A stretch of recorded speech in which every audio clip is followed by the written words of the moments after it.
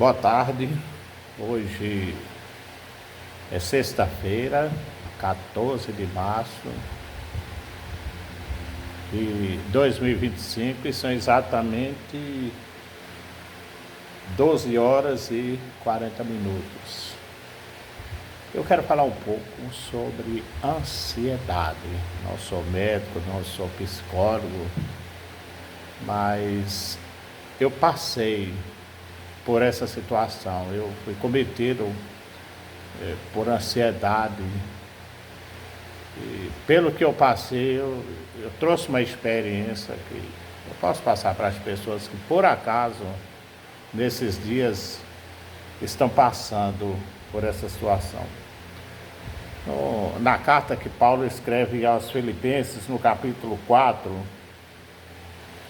no versículo 6, diz assim: não estejais ansiosos por coisa alguma, antes as vossas petições sejam em tudo conhecidas diante de Deus pela oração e súplica, com ação ou com ações de graça. E a paz de Deus, que excede todo o entendimento, guardará os vossos corações e os vossos sentimentos em Cristo Jesus. Não andeis ansiosos por coisa alguma, mas antes as nossas necessidades, as nossas petições sejam apresentadas a Deus em oração e em súplica, não é? Como diz aqui no versículo 6, as vossas petições sejam em tudo conhecidas diante de Deus pela oração, súplica e com ação de graça.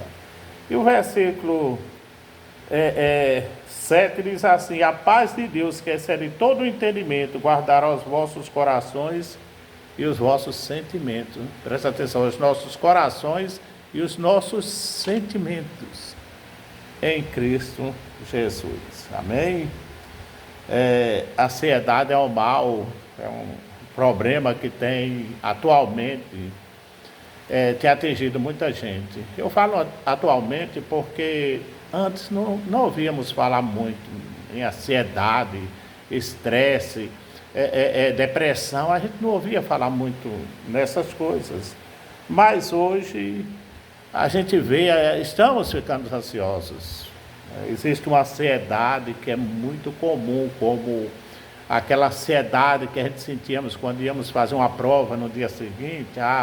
À noite a gente ficava preocupado, quase não dormia, ou fazer uma viagem, principalmente se for uma viagem de avião, para quem nunca voou de avião, não dormia à noite pensando nessa viagem. Isso é ansiedade, mas é uma ansiedade natural. A pessoa vai se casar amanhã, hoje está aquela ansiedade, preparando tudo, são tantas coisas, tanto estresse, tantos corre-corres, porque a mãe vai se casar. E essa ansiedade é uma ansiedade muito comum das pessoas, não é? Mas o que acontece hoje não é essa ansiedade natural. É uma ansiedade já clínica mesmo, né? Clínica psicológica, né? Que desenvolve. Nós desenvolvemos essa ansiedade, as pessoas desenvolvem muito isso por falta de fé em Deus. A primeira coisa, a fé em Deus. A falta de confiança em si próprio. Entende? Todo mundo é maior, todo mundo é melhor, todo mundo consegue. E a pessoa não consegue, e isso causa também a ansiedade, né? A falta de alta confiança. Aí vem a violência, vem as tragédias naturais, né? Os problemas familiares, os desastres, tantas coisas vão acontecendo, a incerteza do amanhã. Estamos vivendo num mundo que parece que tudo corre muito rápido, os dias passam rápidos. né? Às vezes temos problemas na família, o casamento, o medo do casamento se acabar, parece que o marido já não gosta mais, a mulher já não gosta mais, filhos com problemas. Gente, são tantas as coisas que podem desenvolver essa síndrome de ansiedade nas pessoas. E o sintoma? Sintoma é o síndrome do pânico, a pessoa tem medo de tudo, né? Se assusta com tudo, qualquer coisa, não vou, é perigoso, faz medo. Isso já é o começo de ansiedade. E aí a gente começa a sentir pena de nós mesmos. Quando a gente começa a sentir pena de nós mesmos, nós ficamos mais fragilizados. E aí isso tira de nós a chance de buscar ajuda, de dar a volta por cima. Tem uma música que diz assim: levanta, sacode a poeira e dá a volta por cima. É o melhor remédio para esse momento. Mas essa pena de si mesmo tira essa força da pessoa buscar, reagir. E aí a pessoa começa a ver problema nos outros, a culpa é do marido, a culpa é da esposa, a culpa é dos filhos. Se for cristão, a culpa é do pastor, que não tem uma palavra de vida, os irmãos que não amam, e eu não vou mais para a igreja. A primeira coisa que essa ansiedade faz é afastar a pessoa da igreja. É por isso que Pedro escreve lá na sua carta, em 1 Pedro 5, versículo 8, ele diz assim, olha, presta atenção, sede sóbrio. Eu vou ler a partir do versículo 6, diz assim: humilhai-vos, pois, debaixo da potente mão de Deus, para que ao seu tempo vos exalte, lançando sobre ele, presta atenção, lançando sobre ele toda a vossa ansiedade, porque ele tem cuidado de vós. E ele diz assim: sede sóbrio, vigiai, porque o diabo, o vosso adversário, anda em derredor, tramando como um leão, buscando a quem possa tragar.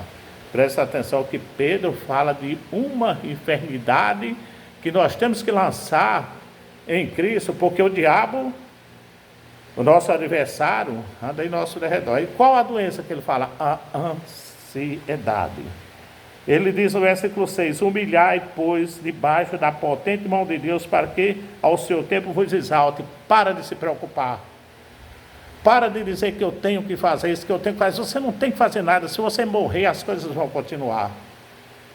Eu tenho que consertar isso porque eu estou estressado, porque tem tanta coisa para fazer, porque eu sozinho não dou conta. Amados, nós não temos que fazer todas as coisas. Nós temos que parar e viver. A vida é mais importante do que todas as outras coisas. E aí, ele diz mais, ele diz, lançando sobre ele a vossa ansiedade.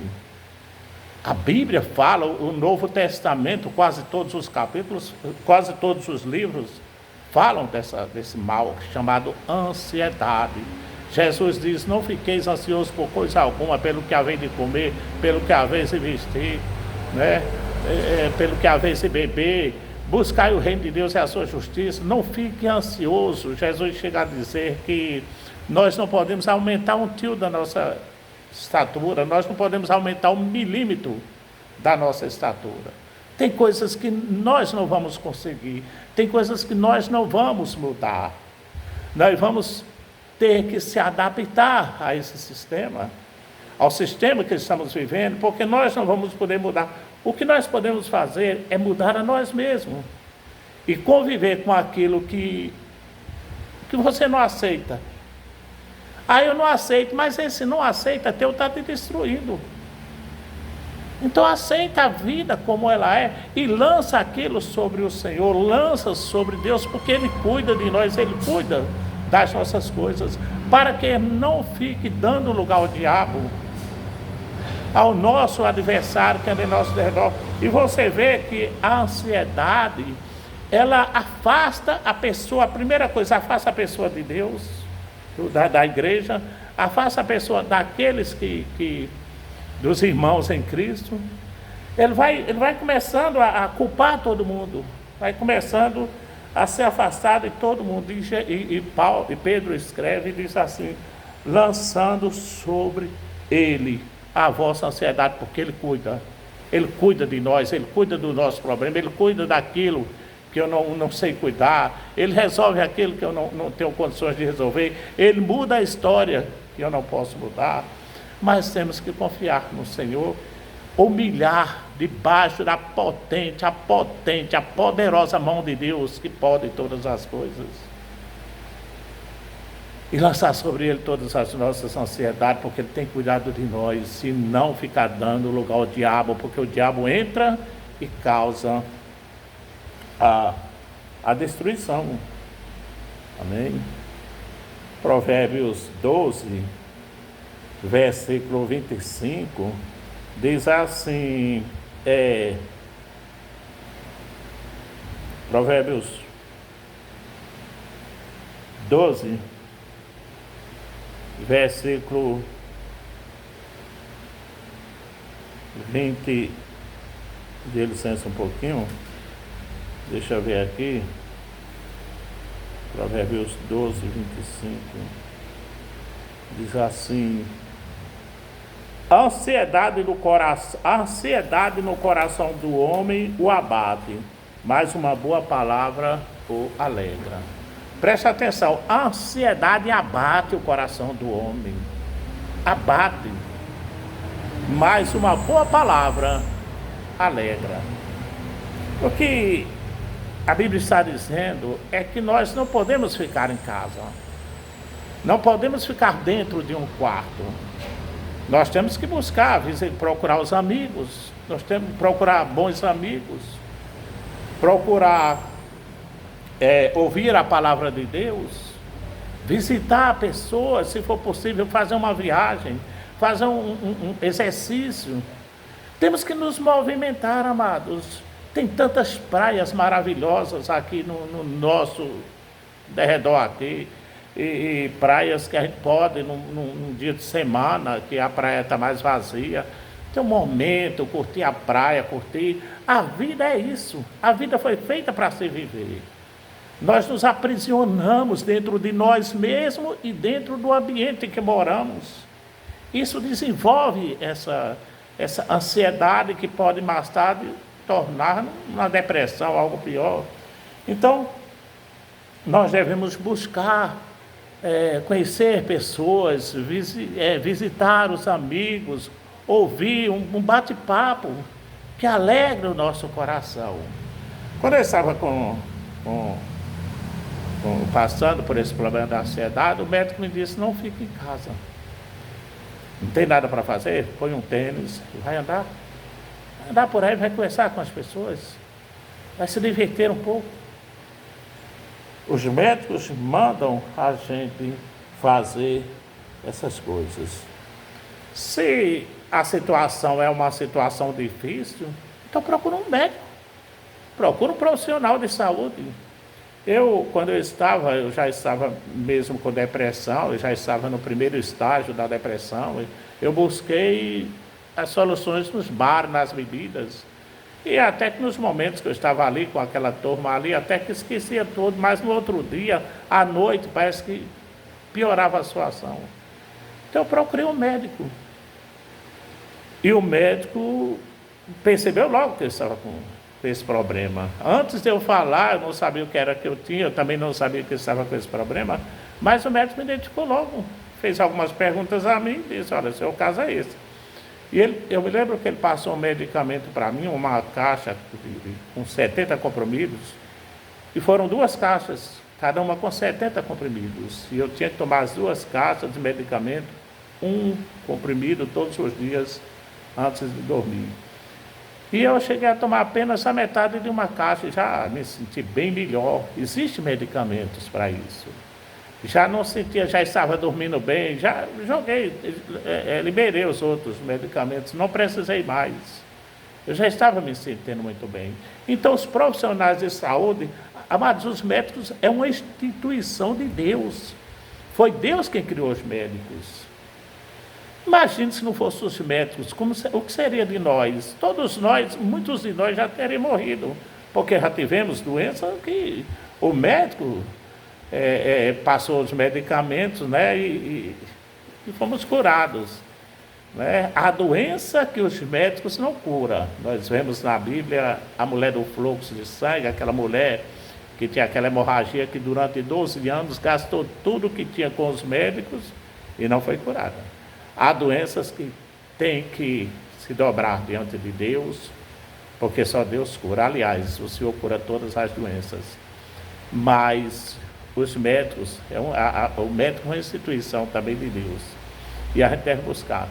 E lá ele me encaminhou para um psicólogo, mas eu não fui.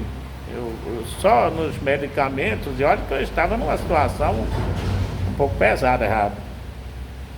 Isso atraiu diabetes, na época eu fiquei diabetes também, depois que passou todas essas coisas, essas enfermidades foram embora, saíram todos juntos. Mas devemos procurar os médicos, amém? Uma outra coisa que nós devemos fazer é tirar os olhos da terra. Quando eu digo tirar os olhos da terra, eu estou falando em parar de querer ver tudo de ruim que está acontecendo no mundo. Gente, quando a gente liga a televisão de manhã, só mostra o que não presta. É estupro, é assalto, é morte, é tiroteio, é violência. O dia todo o inimigo tem investido nisso grandemente, porque o inimigo sabe que isso causa em nós essa ansiedade, essa depressão, esse medo, esse síndrome de pânico. É causado por excesso de notícias ruins que nós assistimos. Então vamos parar de estar assistindo, muda o canal de televisão, vai lá assistir, tem tantos documentários, a Discovery está aí com tantas coisas bonitas mostrando, amém? E se tiver de preocupar com alguma coisa, se preocupa com o reino de Deus. Colossenses 3 diz assim: portanto, se já ressuscitaste com Cristo, buscai as coisas que são de cima, onde Cristo está sentado à destra do Pai. Pensai nas coisas que são de cima e não nas que estão na terra. Se preocupai com as coisas que estão no alto e não com as coisas que estão na terra, porque já estamos mortos para esse mundo e vivos para Cristo. Ele diz: vocês já estão mortos. Quando Cristo, que é a vossa... Ele diz aqui, versículo 4, quando Cristo, que é a nossa vida, se manifestar, então também vós manifestareis com Ele glória. Então, se preocupar com as coisas do reino de Deus. Aliás, nós somos membros desse reino. Nós vivemos para esse reino. Nós somos instrumentos para investir nesse reino. O reino de Deus é luz, o reino do mundo é trevas. Vamos investir, vamos nos preocupar. Para de preocupar com o mundo. Para de preocupar com o amanhã.